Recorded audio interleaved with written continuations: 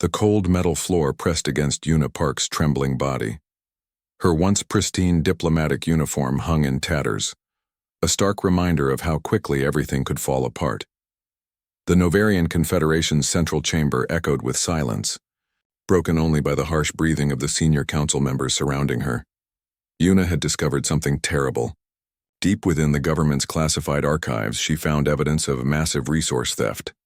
Entire planetary colonies had been systematically stripped of their mineral wealth, with the profits funneled into private accounts of high-ranking officials. What began as a routine data review had turned into a nightmare that would cost her everything. Her tablet, now crushed beneath a council member's boot, had contained the proof. Encrypted files, financial transactions, communication, logs, all revealing a web of corruption that stretched across multiple star systems. Una knew the risks when she began her investigation, but she never imagined the consequences would be so brutal. "You understand what happens now," Commander Reese spoke, his voice cold and calculated. His silver-streaked hair and piercing eyes betrayed no emotion. Treason against the Confederation is not taken lightly. Una remembered the moment her own mentor, Director Helena, turned against her. The woman who had guided her diplomatic career for years now looked at her with nothing but contempt. "You were supposed to be our rising star," Helena said, her voice a mixture of disappointment and anger. "Instead, you've become our greatest liability." The Council's decision was swift and merciless. Her diplomatic credentials were revoked. Her communication channels were blocked. Worse still, they would strand her on Krell 9, a remote planetary outpost known for its harsh and unforgiving environment. Two security officers grabbed her arms, their grip tight and unyielding. They didn't care about her protests or her evidence. To them, she was nothing more than a problem to be eliminated. The transport ship's interior was cold and sterile, matching the emotional landscape of her soon-to-be executioners. As the ship approached Krell 9, Una could see the planet's surface through the viewing window. Endless rocky terrain stretched in all directions, broken only by occasional volcanic formations and toxic atmospheric storms. No civilization, no hope of rescue, just endless, unforgiving wilderness. "You will be dropped at coordinates 47 Delta, one officer told her matter-of-factly. "Your survival equipment is minimal, standard protocol for diplomatic neutralization." Minimal was an understatement. A damaged environmental suit, a half-powered emergency beacon, and a small pack of nutrient tablets were her only resources. The Novarian Confederation was ensuring her death would look like an unfortunate accident rather than a calculated elimination. The drop was sudden and violent. Una tumbled across the rocky terrain, her suit partially torn during the rough landing. Around her, the planet's atmosphere crackled with electrical storms. The temperature was dropping rapidly and her suit's thermal regulation was failing. Her last transmission, a desperate encrypted message, would likely never be received. The Novarian communication jammers would ensure her final words would be lost in the vast emptiness of space. As darkness fell and the first toxic winds began to howl, Una realized the true extent of her betrayal. Her government, her people, her entire life's work had been reduced to this moment. A diplomatic rising star, now left to die on a forgotten planet, with nothing but her principles and a failing beacon of hope. She thought about the evidence she had uncovered. The millions of lives affected by the Confederation's corruption. The planetary colonies stripped of resources, the families destroyed by greed and political manipulation. In that moment, surrounded by the planet's deadly silence, Una made a promise. If she survived, and that seemed increasingly unlikely, she would expose everything. Her betrayal would become their downfall. The first storm approached. Electrical discharges painted the toxic sky in violent shades of purple and green. Una pulled her damaged suit closer, watching the deadly beauty of her potential final moments. Survival seemed impossible, but hope, as fragile as it was, remained. The second sun of Krell 9 rose, casting a sickly green light across the rocky landscape. Una's damaged environmental suit struggled to maintain its protective barrier. Each breath became a battle against the planet's toxic atmosphere. Her water supply was critically low. The nutrient tablets she carried would last maybe 2 more days. The emergency beacon flickered weakly, its signal growing fainter with each passing hour. Survival was no longer a hope. It was a moment-to-moment struggle. The terrain was unforgiving. Sharp rock formations cut through her suit's remaining protective layers. Volcanic dust filled the air, making each breath a painful experience. Yuna knew the statistics of survival on planets like Krell 9. Most species would die within 72 hours. Movement caught her eye. Something moved between the rocky outcroppings. At first, she thought it was a hallucination, a trick of her dying mind, but the creature was real, a predator, large, triangular-shaped body, multiple limbs that moved with surprising speed. Yuna remembered her survival training: stay still, minimize movement, but staying still meant certain death from exposure and lack of resources. She began to construct a makeshift shelter, rocks, broken pieces of her landing equipment, anything that could provide minimal protection from the planet's extreme conditions. Her hands were shaking, partly from cold, partly from exhaustion. The predator watched, always watching. Water was her primary concern. The planet had minimal, liquid resources. She remembered a small geological formation about 2 kilometers from her current position, a potential water source detected during the initial planetary scans. Her suit's energy was dropping. Thermal protection was failing. Each step became more difficult than the last. The predator followed at a distance, waiting. Calculating, Yuna's mind drifted to memories of her home, the gleaming cities of the Novarian Confederation, her small apartment, the research projects she'd dedicated her life to. Now, all of that seemed like a distant dream. The water source was a small volcanic fissure, toxic, potentially deadly. But it was water. Her filtration system could maybe, just maybe, make it safe enough to drink. As she approached the water source, the predator made its move. It was fast, incredibly fast, multiple limbs moving in a synchronized attack pattern. Yuna's survival instincts kicked in. She wasn't going to die here. Not like this. Her emergency tool, a multi-purpose device designed for diplomatic missions, became her only weapon. A quick electrical discharge. A moment of distraction. The predator retreated, but not for long. Hours passed. Yuna collected water, filtered it through her suit's emergency systems. The liquid was thick, dark, but it would keep her alive. Night fell quickly on Krell 9. The temperature dropped dramatically. Her suit's remaining power struggled to maintain basic life support. Hypothermia was becoming a real threat. She thought about her discovery. The corruption she had uncovered. Would anyone ever know the truth? Would her sacrifice mean anything? The predator returned, circling, waiting. Yuna knew she had limited options. Her emergency beacon was almost dead. Her suit was failing. Resources were critically low. Something moved in the distance. A light? No. Probably another hallucination, but hope, however small, remained. The night grew darker. The predator waited. Yuna prepared for what might be her final stand. Survival was no longer a choice. It was a moment-to-moment negotiation with a planet that wanted her dead. Her fingers touched the emergency beacon. One last desperate attempt to signal for help. A faint light. A weak signal, cutting through the darkness of Krell 9. The USS Horizon moved silently through the dark expanse of space. Captain Jae-Sung Kim stood on the bridge, his eyes fixed on the holographic display of planetary scans. Something was different about this routine mission. "Captain," his science officer called out, "we're detecting an unusual energy signature from Krell 9. Most captains would have ignored it. Most would have continued with their predetermined mission path. But Jae-Sung Kim was not most captains. The faint signal was barely recognizable. A weak pulse, almost gone. But it was there. Something, or someone, was alive on that hostile planet. "Prepare the emergency extraction team," he commanded, his voice calm but firm. The crew exchanged nervous glances. Krell 9 was known as a death planet. No rescue mission had ever succeeded here.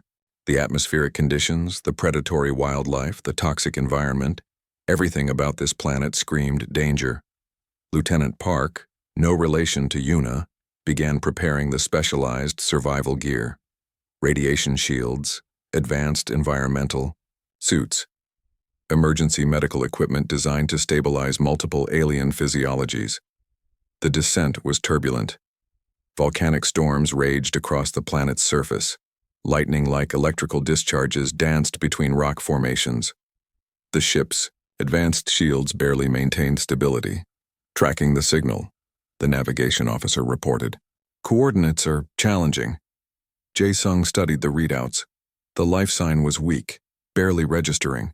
Most would have concluded it was the equipment malfunction, but something told him this was different. The first scanning team reported extreme conditions, temperature fluctuations, toxic atmospheric composition, predatory life forms moving in the surrounding terrain. We're detecting a partially functional environmental suit, Lieutenant Park announced. Biological readings suggest a sentient creature, possibly female, severely compromised life support. Most military protocols would recommend against a rescue. The risks were too high. The potential for losing additional crew members was significant, but Jae-sung Kim believed in something more than protocols. The extraction team prepared. 4 of the most experienced crew members, specialized equipment, maximum protective gear.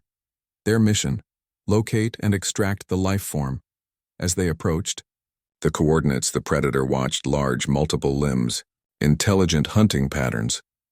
It had been tracking Una for days, waiting for the perfect moment to strike. The human team's advanced scanning equipment detected the creature's movements.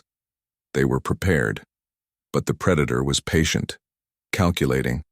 Una's condition was critical. Her environmental suit was barely functional. Dehydration, extreme exposure, multiple minor injuries. Her body was shutting down. The first human team member touched down, scanning, analyzing. The terrain was treacherous. Every movement required precision. The predator made its move, fast, aggressive, multiple attack vectors, but the humans were prepared, specialized energy weapons, coordinated defensive formations. The creature retreated, but it would return. Life form located, the team leader reported, preparing emergency extraction. Una was barely conscious. Her eyes struggled to focus. Was this real, or another hallucination? The human team worked quickly. Emergency medical protocols, stabilization procedures, each movement calculated, precise. Extraction, in progress, the team leader confirmed. The predator watched from a distance, waiting, planning.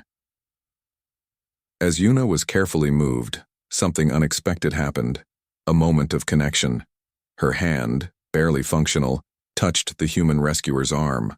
A silent communication, gratitude, hope. The USS Horizon's medical bay prepared for an unexpected patient. Advanced systems ready to handle multiple physiological challenges. Captain Jae-sung Kim watched the medical readouts. Something told him, this rescue was more than routine. Something important was about to happen. The unexpected encounter was complete. A life had been saved. Against all odds, the medical bay of the USS Horizon hummed with quiet efficiency. Una lay connected to multiple monitoring systems, her body slowly recovering from the brutal planetary exposure. Her alien physiology challenged the human medical team at every turn. Dr. Helen Rodriguez, the chief medical officer, worked carefully. Each treatment was a delicate balance between human medical technology and Una's unique biological requirements. Her skin still showed signs of toxic exposure, her respiratory system damaged from Krell 9's harsh atmosphere. Captain Jae-sung Kim visited regularly. He wasn't a typical military leader. Something about Una's situation troubled him deeply. The way she had been abandoned, the evidence she carried. "Tell me everything," he said during one of his visits. Una's story came out slowly, pieces of a complex puzzle.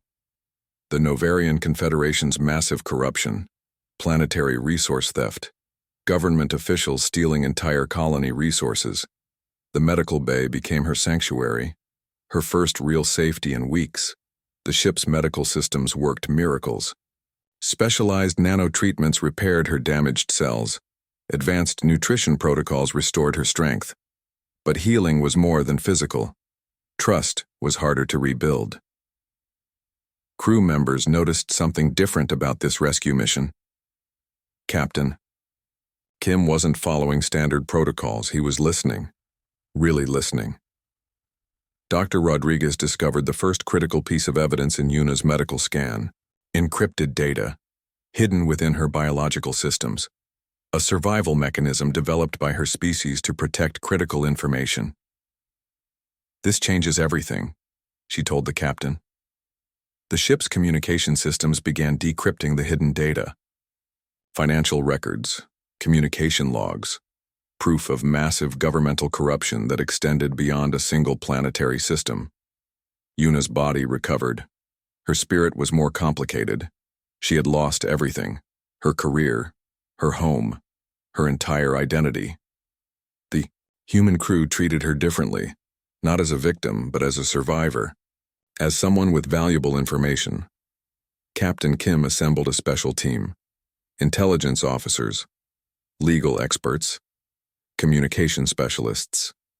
Their mission: understand Yuna's evidence and help her expose the truth. Late one night, Yuna found Captain Kim in the ship's observation deck.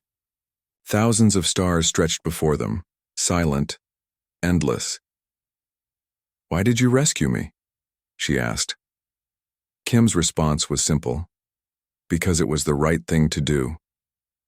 The ship's database began processing Yuna's encrypted information.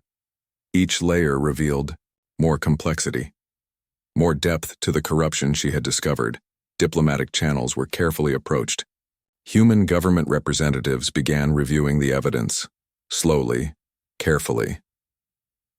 Yuna's medical recovery became a journey of transformation, from a betrayed diplomat to a potential key witness, from someone left to die to someone given a second chance. The crew watched her closely. She wasn't just a passenger, she was becoming part of something larger.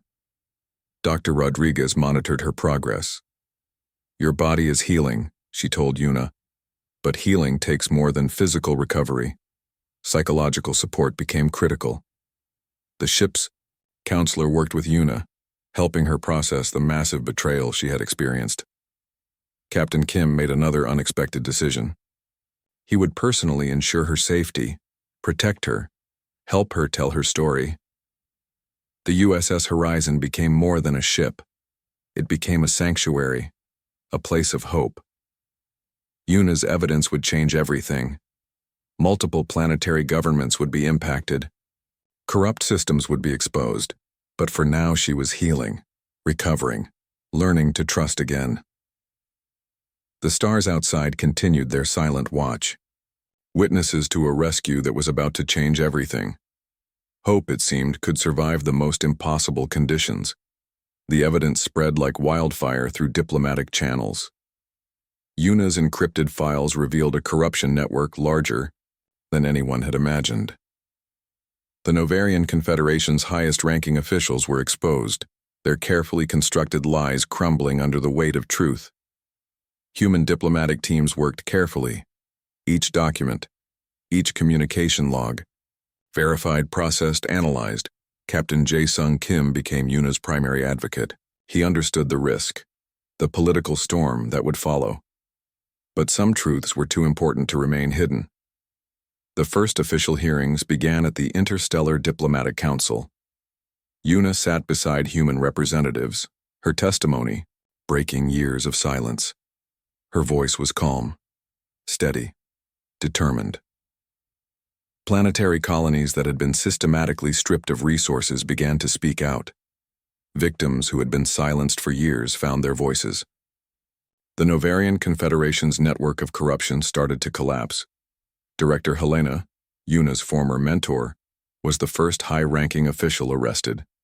Her fall from power was swift and brutal. Everything she had built came crashing down. The evidence was overwhelming. Financial records showed how entire planetary resources had been stolen. Billions of credits redirected into private accounts. Entire civilizations exploited for personal gain. Yuna's survival became a symbol of hope. The diplomat who was left to die had become the key witness in the largest governmental exposure in recent history. Human diplomatic support was critical. They provided legal protection, technological support, a platform for her to tell her story. The Novarian Confederation tried to discredit her. Multiple attempts to undermine her testimony failed. Each attack only revealed more of their corrupt system. Captain Kim ensured her safety. The USS Horizon became more than a ship. It became her protection, her new home. Interstellar media picked up the story. A lone diplomat, betrayed by her own people, rescued by humans, fighting for justice. The legal proceedings were complex. Each hearing revealed more layers of corruption. Political leaders who thought themselves untouchable were now facing criminal charges. Yuna's medical recovery continued, but her true healing was emotional. She was no longer a victim. She was a survivor, a witness, a catalyst for change. The Human Diplomatic Corps worked tirelessly, gathering additional evidence, supporting Yuna's testimony, ensuring her safety. Planetary governments began internal investigations. The corruption network was larger than anyone had initially believed. Multiple systems were implicated. Economic sanctions followed.